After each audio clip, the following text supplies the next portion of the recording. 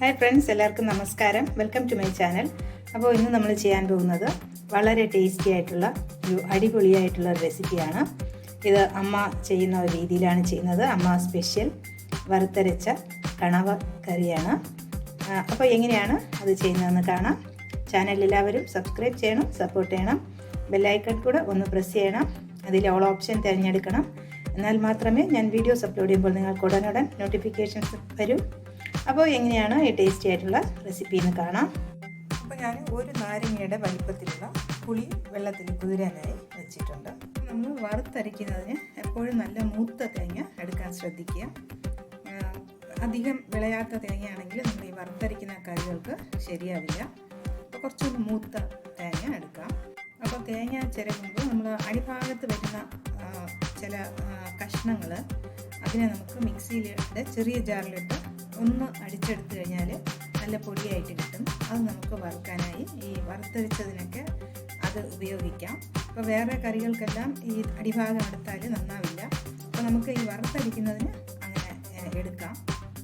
അപ്പോൾ തേങ്ങ വറുക്കുന്നതിന് മുമ്പ് ഇതുപോലെ ഒന്ന് മിക്സിയിലിട്ട് ഒന്ന് പെട്ടെന്നൊന്ന് പൾപ്പ് മോഡിലിട്ട് എടുക്കുകയാണെങ്കിൽ നമുക്ക് വലിയ പീസുകളൊക്കെ കിടന്നാൽ വെന്ത് വരാനായി ലേറ്റാകും. ഇത് നമുക്ക് പെട്ടെന്ന് തന്നെ വറുത്തെടുക്കാം. അപ്പോൾ നമ്മൾ തേങ്ങ മിക്സിയിലിട്ട് ഒന്ന് പൊടിച്ച് എടുത്തു.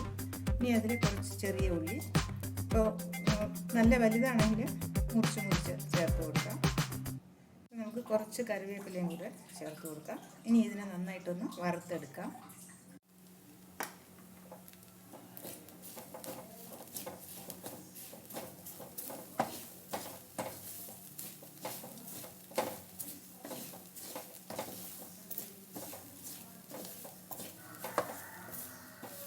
കരിഞ്ഞു പോകാതെ ഇതേപോലെ വറുത്തെടുക്കണം.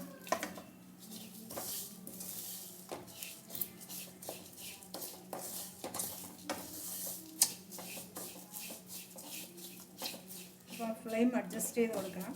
കൂട്ടിയും കുറച്ചുമൊക്കെ വെച്ച് കരിഞ്ഞു പോകാതെ വറുത്തെടുക്കാം.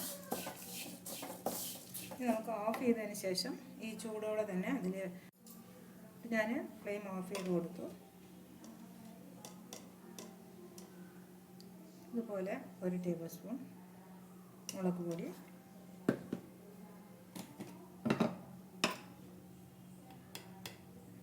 ഒരു 2 ടേബിൾ സ്പൂൺ മല്ലിപ്പൊടി, ഒരു 1/2 ടീസ്പൂൺ മഞ്ഞൾപ്പൊടി,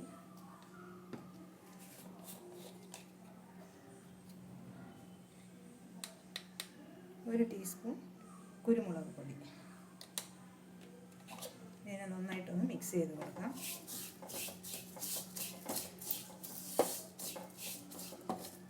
ഇനി ഇതിൻ്റെ ചൂടൊക്കെ ഒന്ന് കുറയുമ്പോൾ നമുക്കിത് അരച്ചെടുക്കാം. നല്ല മഷി പോലെ അരച്ചെടുക്കാം. അപ്പോൾ കണവ മീൻ ഞാൻ ക്ലീൻ ചെയ്ത് എടുത്തിട്ടുണ്ട്. നമ്മളിതിൻ്റെ ഉള്ളിലിരിക്കുന്ന സാധനങ്ങളൊക്കെ മാറ്റിയതിന് ശേഷമുള്ളതാണ്. ഉള്ളിലൊരു ഗ്ലാസ് പോലത്തെ ഒന്ന് കാണും. പിന്നെ അതിൻ്റെ ഒരു മഷി അതെല്ലാം കളഞ്ഞ് എടുത്തതാണ്. അത് ഈ ഒരു സൈസിലുള്ളതാണ് എടുത്തിരിക്കുന്നത്.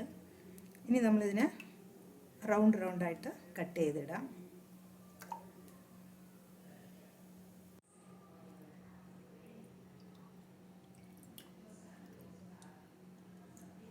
ഇത് ഈ സൈസിനുള്ള ഒരു 10-12 എണ്ണം എടുത്തിട്ടുണ്ട്.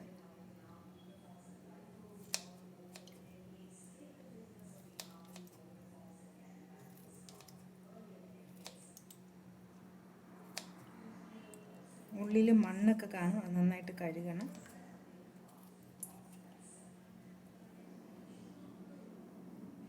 ഇത് നന്നായിട്ട് അരച്ചെടുത്തു. ഇനി നമുക്കിത് ഒരു ചട്ടിയിലോട്ട് ഒഴിച്ചു കൊടുക്കാം.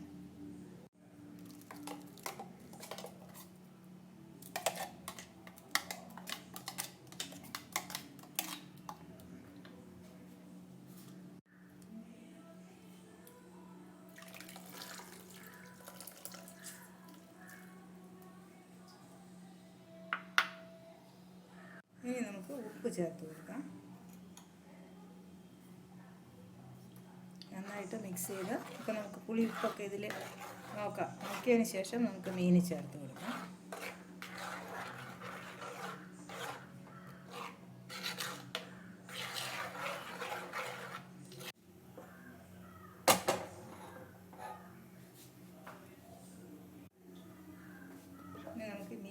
കഴുകിയെടുത്തത് ചേർത്ത് കൊടുക്കുക.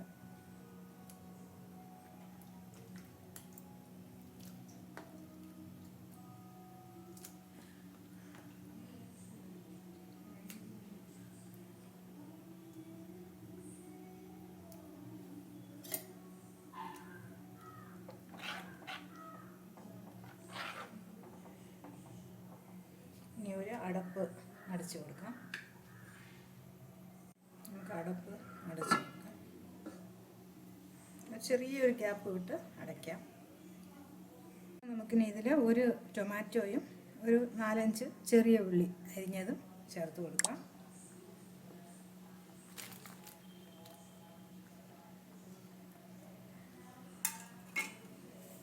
ഫ്ലെയിം ഒരല്പം കുറച്ചിട്ട്, ഇപ്പോൾ ഹൈ ഫ്ലെയിമിലാണ്, കുറച്ചിട്ട് നമുക്കൊന്ന് ചുറ്റി വയ്ക്കാം. അപ്പോൾ നമുക്ക് ഈ മീൻ ഒന്ന് ഇളക്കി കൊടുക്കാം. ഇപ്പോൾ കണവ ആയതുകൊണ്ട് പൊടിഞ്ഞു പോകുമെന്ന് പേടിക്കണ്ട.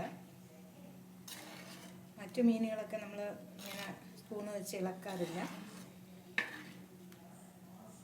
ഇപ്പോൾ നമുക്ക് വേണമെങ്കിൽ ഉപ്പ് പുളിയൊക്കെ ചെക്ക് ചെയ്യാം. അവരവരുടെ പാകത്തിന് ഉണ്ടോ എന്നുള്ളത് ചെക്ക് ചെയ്യാം.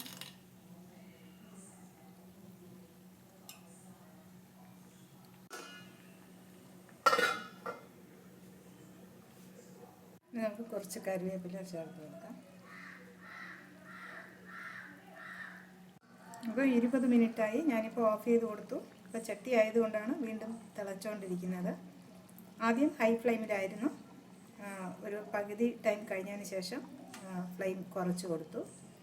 ഇപ്പോൾ 20 മിനിറ്റായി ഓഫ് ചെയ്തിട്ടുണ്ട്.